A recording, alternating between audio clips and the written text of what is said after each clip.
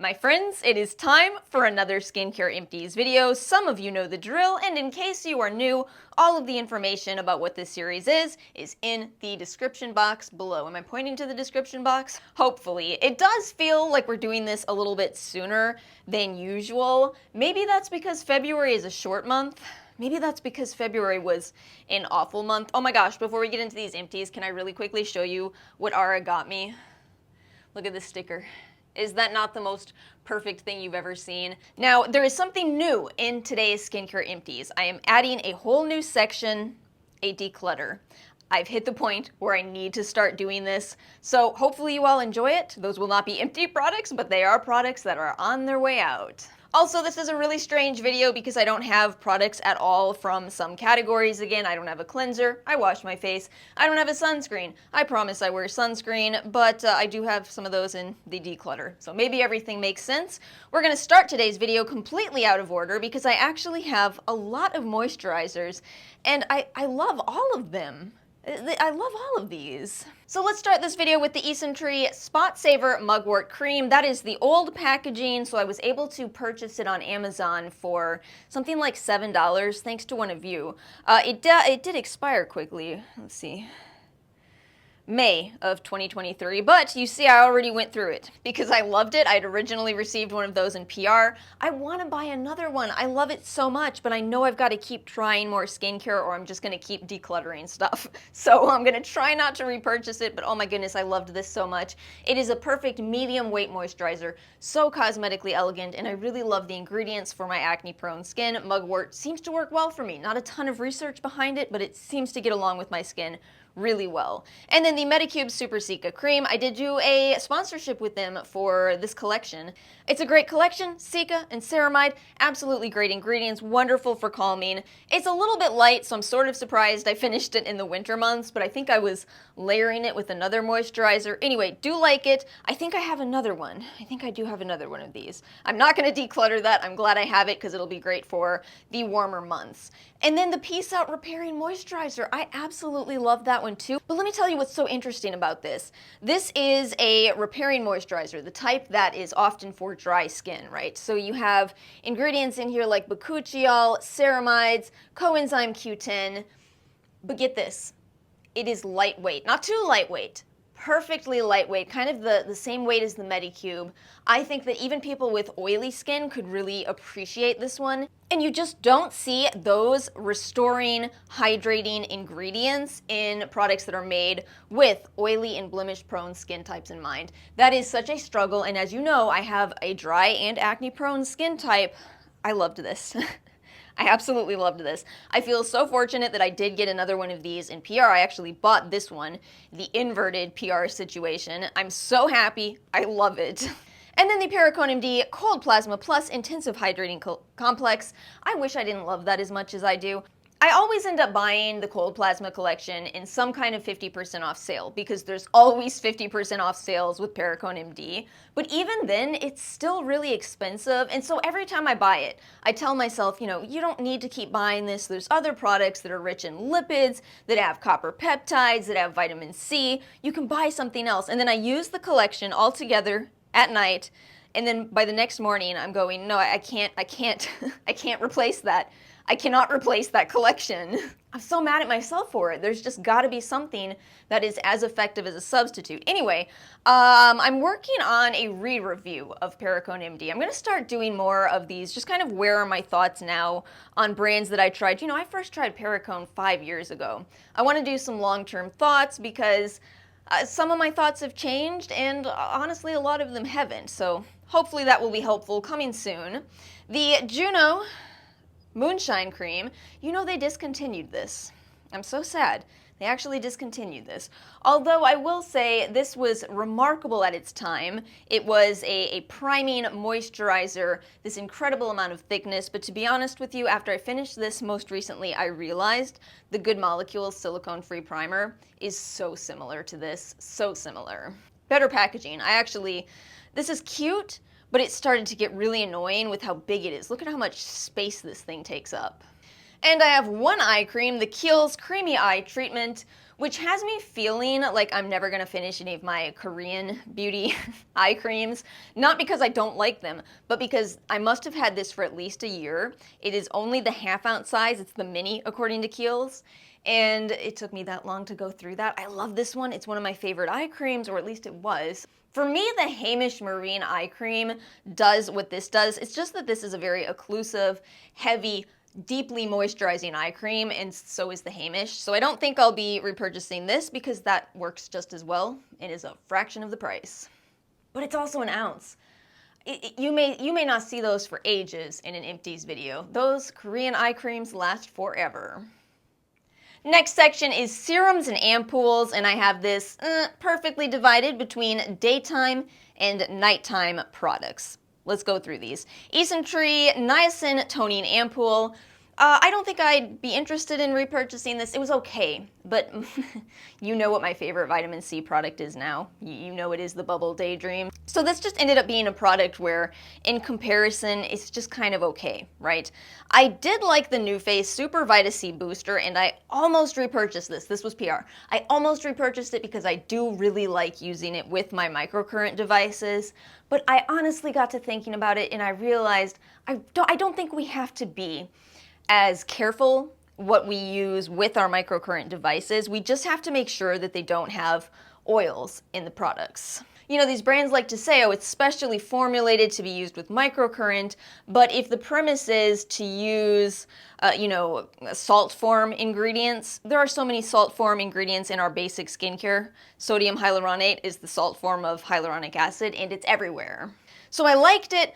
I think that if you don't mind paying the price point that costs, I think you'll be very happy with it, but I'm willing to explore and see if I can try much more inexpensive products and still get the same results with my microcurrent devices. Because, you know, those microcurrent devices, I think they're pricey enough as it is. I don't want to have to keep buying all kinds of products, right? So I will continue to experiment. The Skin 1004 Madagascar Centella Ampoule, I love using this in the morning. I love using it cold. It is calming, and that splash of a cold ampoule just wakes me up in the morning. Wonderful product. I have very exciting news coming with this soon. Very exciting. Follow me on Instagram. As for night products, look at this, look. I finished another Effaclar Adapalene Gel 0.1% Acne Treatment from La Roche-Posay. It is so funny that my first tube of this, it took me probably 8-9 months to go through, and then this one I finished in 4 months. That is a testament to how much more frequently I'm able to use Adapalene. I'm up to as much as 4 times a week now. Yeah. I love it. It is one of my favorite ingredients of all time. I do need to do a 1-year update for you all. I'm kind of trying to figure out how I want to do that. Let me know in the comments if there's any specific questions you have about what it's been like to use Adapalene for a year. And by the way, I'm taking a break from this brand and using Differin next. I have two of the little tubes, the half-ounce tubes. So far, I don't feel like there's a big difference, but I'll finish off both tubes and report back. And then the Beauty of Joseon Revive Ginseng and Snail Mucin Serum. I do like that one. I would say personally when it comes to ginseng, I do prefer Dungin a little bit. I just feel like I get a little more, but it's a lot more expensive. So this is a really good starter ginseng product with a little bit of snail mucin, you know, 2 of my favorite ingredients in one. The Mary & May 6 Peptide Complex, I feel like that one is so underrated because they're not disclosing the patented names of the peptides they're using. Instead, they are disclosing the percentage of the actual peptide name itself, the inky name, which is to say that when you are talking about argireline, you're talking about the full formula of argireline, the acetyl hexapeptide 8 peptide plus whatever else is in argireline. But you see, in order to use that word argireline, you have to pay the company who owns the patent on argireline, and it costs money. That costs more money for brands to do. I kind of tried to hold on to this because I want to do an updated peptide video. A lot of you have asked me to do an updated video on that, but I don't think I'm going to end up including this in the video, so I just went ahead and finished it off. I love peptides. I love peptides paired with my Adapalene. I love them anytime. I'm over here having a green eggs and peptides moment. I can use them anytime. We'll move on. I am cramming together a couple categories here because look at how few toners I have. I don't even know how this happened. Toners and then lip products. Anyway, so the Ghost Democracy Peptide Pack Dewy Toning Mist. I love Ghost Democracy. I love that they disclose the percentage of their actives. I gotta admit, I didn't love that product as much as I hoped I would. It didn't spray as nicely of a mist as I wanted it to, and that wasn't my problem with it. The thing is, it kind of stung when my moisture barrier wasn't in the best shape. Wouldn't you think it wouldn't? Those are, restoring peptides in that. But yeah, it was kind of uncomfortable. And, sometimes I damage my moisture barrier, not because I want to. The Tower 28 SOS, I don't know why I bought that again. My opinion has not changed on my second bottle of that. Here's the thing, it's fine, it's hypochlorous acid, it's not the same as bleach. It's not the same as bleach. Is it related? Sure. But, so is laundry detergent and apple juice, and that they both have some water content. You know what I mean? It's silly to think of it that way, in my opinion. But I do think, for hypochlorous acid, this is quite an expensive product. The catch-22 is that it does help with acne. It does, fight bacteria. But it's not the only ingredient that does. There are plenty of antibacterial ingredients. It's just that when you talk about other antibacterial ingredients, you also have to talk about the cons with them, whereas hypochlorous acid doesn't have a lot of cons. Take tea tree oil, for example. You've got to talk about how that could be irritating for some people, but it could also perfectly clear up another person's skin. So I feel like it's a trusty product to buy it. You can't go wrong with it, in my opinion, but also for its ingredients list, it is really expensive. And for lip care, I don't even know how I did this. I know I do keep saying that the Kopari Lip Glossy is my favorite, but even I didn't know I had two of them open at once. I found one in my bag and realized I had done that. The Sugar Rose... Wait.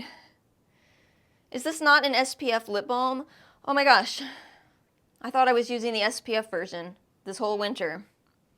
I sure am glad I haven't been in the sun for too long. My goodness. I did not mean to finish that one. I meant to finish off the SPF versions instead. How the heck does one make that kind of a mistake, y'all? How do you do that? My last section of empties is masks and other. I actually have quite a pile of sheet masks this time, so where do we want to start? Let's start with what's most predictable from me. So these Look At Me patches. As usual, I finished off more of those, and I bought the Skin Iceland Hydro Cool Firming Eye Gels in the Ulta sale.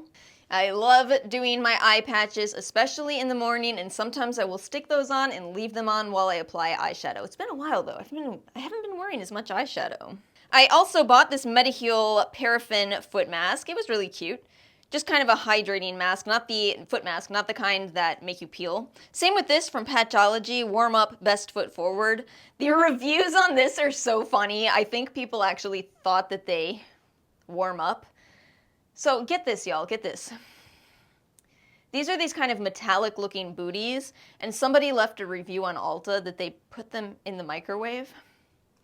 Does that sound like a good idea to any of you? It's metaphorical. It's just a metaphor. That's it. Just a metaphor. Honestly overpriced for what it was. Some patches down here. The Purito All Care Recovery Cica Aid. I liked those. And you get a bunch in there. Peach Slices Acne Spot Dots, my go-to just because they're affordable and really convenient in the US.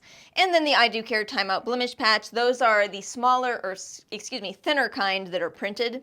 I got those in PR. They're cute. I do prefer, typically most days, the clear and thicker kind.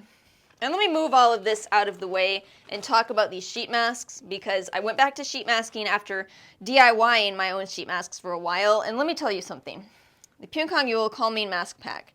1, 2, 3. I went through 4 of these. I think I received those through Yesstyle's advent calendar. They're fine. I liked them. Nice. Zit Stick is different. I'll come back to that. Farm Stay Tea Tree Essence Mask and Bamboo Essence Mask. I feel like I received those as the gift with purchase in my order from either Stylevana or Yesstyle. They're fine. They're nice.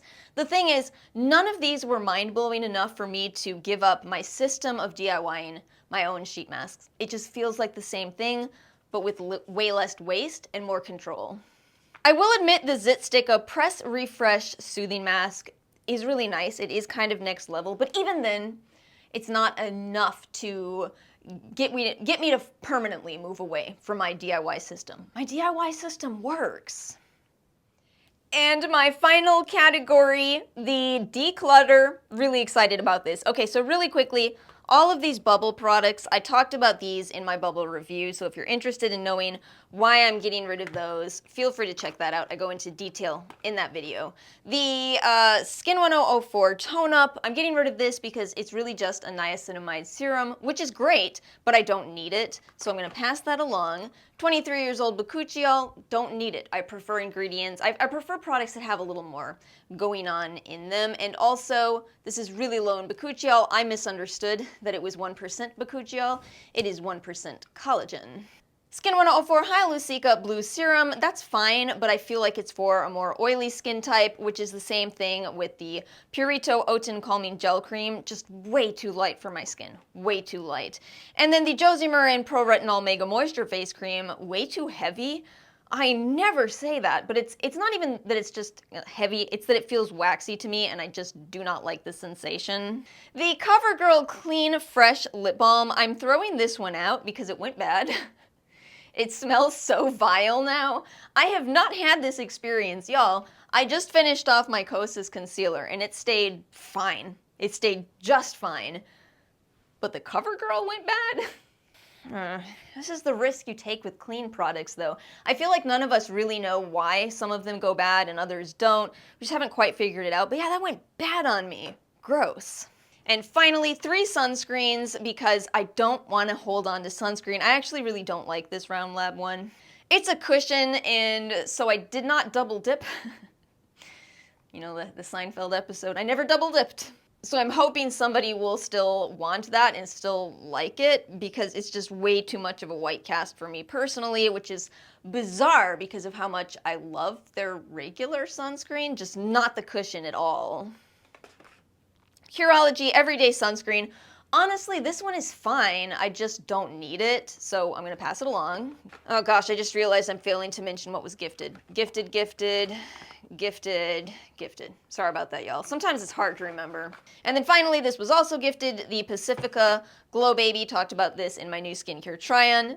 Too orange and deep toned for me. Hopefully I can find someone who likes that.